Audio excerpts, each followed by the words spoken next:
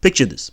You're like 11 or 12. It's Friday afternoon, you've come back from school and you're getting ready to watch your weekly kids movie on a free-to-air channel. You know the classic movies like The Sandlot or Kids World, Sandlot 2, Sandlot 3. I remember very few live action titles. Most of them weren't that good anyways. Except for Matilda. That's a hood classic. But I hardly got excited for those. I got excited for the animated films. Stuff like The Prince of Egypt, Wallace and Gromit, all the Pokemon movies. There was a lot of Pokemon movies. And Paprika? But there was one movie that kinda stood above the rest. A movie that immediately catches your attention with its unconventional animation style, its snappy humor, and the music. Oh my god, the music! It turns out that the name of this movie is Paprika. Seriously, why was this film playing on a kids movie time slot? But another film that gets your attention for the same reasons is Fantastic Mr. Fox, an actual kids movie. Although I'm actually not so sure about that because there's a lot of cussing. Are you cussing with me? No, you cussing with me? Don't cuss and point. You're at me. gonna cuss with somebody. You're not gonna cuss with me, you little cuss. You get excited because you've actually read a little bit of the book and you're shocked to see that it's been adapted. You smile. Fast forward about 12 years or so and this movie sticks around in your mind for the three reasons I mentioned earlier. It's been more than a decade, so you don't remember the plot, the characters, nothing else. You just remember you liked it, thought it was a very good movie, and it's a beloved title that everyone loves, just like most of the Roald Dahl films. Then you open Twitter. You see an interesting tweet about box office flops. And this movie was the first response. I don't know why I did a good chunk of that intro in the second person, but I imagine a lot of people would be just as shocked as I was finding out Fantastic Mr. Fox didn't do that well in the box office. Now obviously, if you read the tweet, you'd find that despite this movie being a box office flop, it's still a good film that's loved by many. Despite only making $44 million in the... $44 million?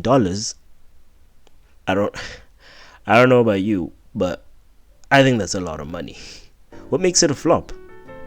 Oh, okay, I see now. But that's still a profit, isn't it? Clearly, because I'm a little ignorant, I need someone to explain to me what a box office flop is. There's no one else here. Guess I'll do it myself. So a box office failure is when a movie doesn't manage to break even by a large amount. The obvious reason for this is because companies want to make money. They want to make back all the money that they spent on the production and distribution of a film, and then some. It's for this very reason that we can get away with saying something like, The Last Night was a box office failure, even though it brought in $600 million. Apparently Paramount lost like $100 million because of marketing costs.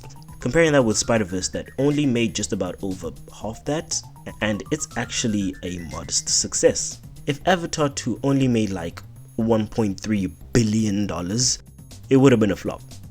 I think that's how that works. I'm like 90% sure.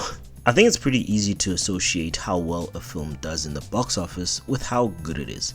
I mean, if a movie is good, then of course, everyone's gonna wanna go and see it. But if a movie is Transformers The Last Night, then no one's gonna wanna go and see it.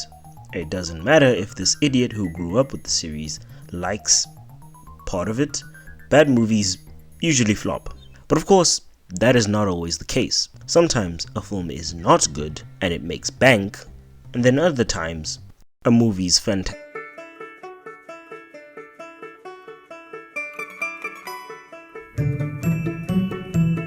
If it wasn't for the context of that tweet, I feel like I would have been super worried that this movie wasn't as good as I remember. It's either that, or whether or not if this movie was actually good, I would have just gladly opted to say that it's an underrated gem, which is what most people do when a film they like wasn't seen by a lot of people. I'll touch more on that in a moment. Fortunately, after I rewatched the film recently, unsurprisingly, it's fantastic. It's not perfect, at least not to me, but it does so much so good. The voice acting, oh my goodness, that boy is stacked. I can see why it cost $40 million. There's this strange amount of sincerity with every single line delivery in this thing. It allows the humor to hit all the right spots while also carrying a consistent enough tone. And the music just elevates everything. Bro, the soundtrack is perfect. I shouldn't make this a review, but I really want to talk about this movie. Bookmark a Fantastic Mr. Fox video? I'm sure no one has done that. This is an underrated gem, of course. Man, it's so weird. I feel like calling this movie underrated isn't wrong, but somehow with the director as famous, or rather as infamous as Wes Anderson, and with the insane cast, along with the fact that over time it grew in popularity, it always feels weird for me to say so. I'd still say that is the case because it is a genuinely good film. But there's power in saying something is underrated, isn't there? Like, it feels good to be able to recommend someone something they may not have known about that could make their day a lot better. And if they do know about it, amazing, you've finally found someone who enjoys this thing. I remember when Spider-Verse came out, and when my brother and I, along with his friend, went to go see it, I kid you not, that theater was empty. Like, there was literally 10 other people there at most. And when the movie just blew my mind, I immediately went online to go gush about it and try and figure out why no one was talking about it. Imagine my glee seeing so many people talk about and pleading people to go watch this movie. It sucks because I'm positive the biggest reason why it wasn't that big with people in theaters was simply due to the fact that it was animated. A lot of people don't take the animated art form seriously, especially here in SA. I talk about how Paprika was playing on a kids movie time slot. Like, whoever was in charge of that just saw it was an animated movie and that was their work for the day. No review needed. I'm sure the kids will love it. Well, I did, but it sure as heck isn't because I knew what was going on. Now again, Spider-Verse was a modest success, and even though it was underrated, it was hardly a flop. Unlike another certain comic book movie directed by James Gunn that came out recently about a ragtag group of people coming together to save the world.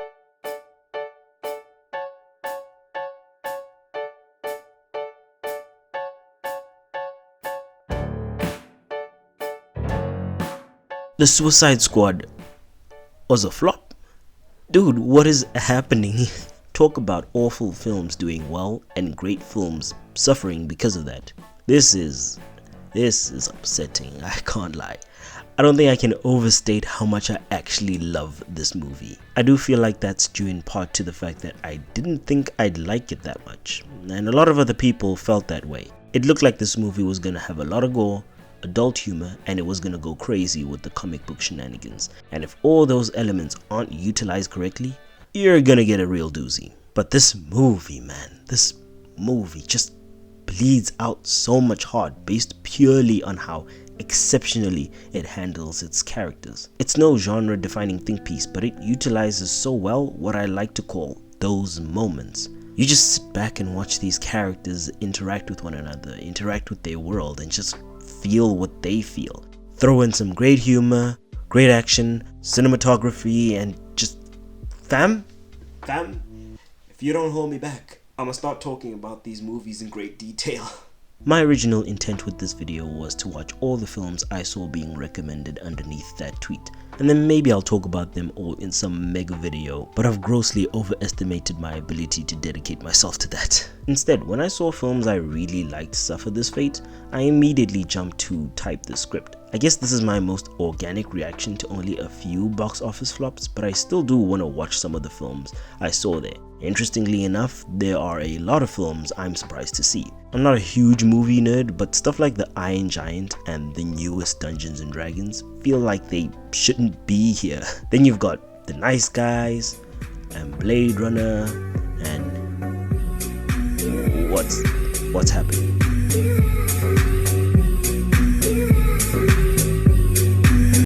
I'm planning on watching all those films, but I do want to talk about another film I watched recently because it flopped in the box office. And strangely enough, I actually didn't see anyone talk about it under that tweet, but instead I'd watched a YouTube video by Caleb A. Johnson talking about it. And this didn't just flop like Fantastic Mr. Fox. It wasn't just shy of its budget like The Suicide Squad. It flopped hard. like really hard. Love and Monsters is a movie that I hadn't heard about until I clicked on that video. I remember being about 2 minutes in and being like, halt! I'm interested, and then I proceeded to immediately go and watch the film. That's a lie. It actually took me about 7 days, which is still very unlike me. Usually takes about 6 months to never. This video's only problem is assuming that the viewer hasn't seen the movie yet and then proceeds to divulge the entire plot. I wasn't gonna let that happen since I actually felt like I was gonna like it. But actually, I liked it. No, there's no twist. Now, I think this is a case of this film being so underrated that helped it, because there's definitely a few things I can criticize. But outside of a few gripes, this movie is a textbook example of how to make a film feel worth it. Not a single second of screen time feels wasted, and Joel, the main character's journey, feels earned. Well, mostly, but I'll talk about that in a spoiler review. Speaking of Joel, Dylan O'Brien's ability to act scared is kinda nuts. Like, rather than get frustrated, he freezes up and does nothing. I actually feel like there's something deeper at play here, especially with his line delivery after the fact in some cases. Oh my goodness, that was a flea. I wrote Decidio here. Deciodi? I wrote Deciodi here. Oh, did I shoot it or did you? Did I shoot it or did you? What do you think? Why does that look like an actual word? You. You just feel the tension in his body, which is really impressive considering the fact that this movie is hardly a horror or a thriller, even if some scenes beg to differ. In fact, this film is very lighthearted, and that's my absolute favorite aspect of this film. The intense scenes are good, but this movie is at its best when the characters are just interacting in scenes where there's seemingly low stakes, or at the very least the threat is not center stage, which again is impressive since this movie still doesn't waste any of its screen time. My absolute favorite part of this movie is when best character number 2 and best character number 3 comes along. Best character number 1 is the dog, by the way. I could watch an entire series of these four just strutting along in their journey in the apocalypse. These characters are... I'm doing it again. Okay, I'll stop. Despite being so lighthearted, this film isn't inherently for kids. Or rather, let me just say it's PG-13. I mean, the first actual scene in this just involves straight up shagging. Like, it's never shown, but they really make you feel like you're in a college dorm. But it's hard to say it's not for kids since, I mean, even the death scenes aren't too graphic. The first one is literally off screen, and I mean, I guess there's light swearing. Tumbler. I knew it. Big son of a bitch, too. Big son of a bitch. She didn't even, I take it back. She's best character number 2 now. Anyways, watch this movie. In fact, all the movies that I talked about today if you haven't. Even The Last Night, that is something that everyone needs to experience at least once.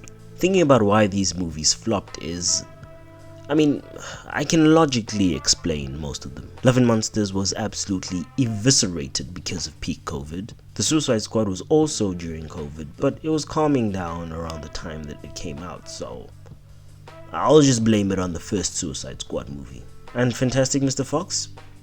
Well, that almost has me kinda stumped. Perhaps I'll go deeper into that in its own standalone video. I also wanted to talk about the box office numbers of this year, but I wasn't gonna sit here and lie to you and tell you that I've actually seen every blockbuster that came out. But I watched The Flash, and I liked it. I actually really liked it. But I somehow don't think its box office numbers are undeserved. Flash video, anyone? Anyone still wants that? Now, I'm aware that there are other films that didn't do well box office wise, like The Road to El Dorado or Flushed Away, and many others that weren't lucky enough to get a rewatch or just a watch from me. But please, indulge me in the comments and tell me what I missed, because I do want to see a lot more underrated films. Because the most obvious takeaway from this video is that box office numbers don't mean jack. But honestly, I'll do you one better. This is why we don't get nice things.